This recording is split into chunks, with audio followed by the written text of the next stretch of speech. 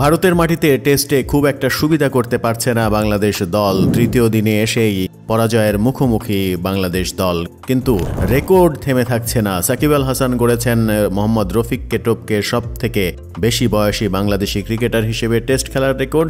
এদিকে মুশফিক গড়েছেন বাংলাদেশের পক্ষে সর্বোচ্চ রানের মাইল ফলক। এতদিন যে রেকর্ডটি ছিল তামিম ইকবালের। চেন্নাই টেস্টে বাংলাদেশের জার্সিতে আন্তর্জাতিক ক্রিকেটে সর্বোচ্চ রানের মাইল ফলক এখন মুশফিকুর রহিমের।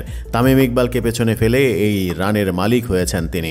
চেন্নাই টেস্টে ব্যাটিং ব্যর্থতার প্রথম ইনিংসে 8 রান করেছিলেন মুশফিক, তাতেই স্পর্শ করেছেন তামিমের 15,192 রানের মাইল ফলক। দ্বিতীয় ইনিংসে 1 রান করতেই দেশের হয়ে সবচেয়ে বেশি রানের মালিক হয়েছেন, যদিও ব্যর্থ হয়েছেন তিনি ব্যাটিংয়ে।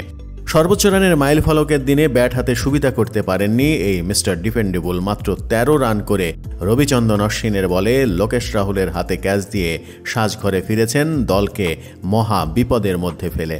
এখন পর্যন্ত দেশের হয়ে 91 টেস্টে 5,913 রান করেছেন, 271 ওয়ানডেতে করেছেন 7,792 রান, আর টি-20তে 102 ম্যাচে করেছেন 1,500 রান। সব মিলিয়ে মুশফিকের রান 15,205, দুইয়ে থাকা তামিম ইকবালের রান 15,192।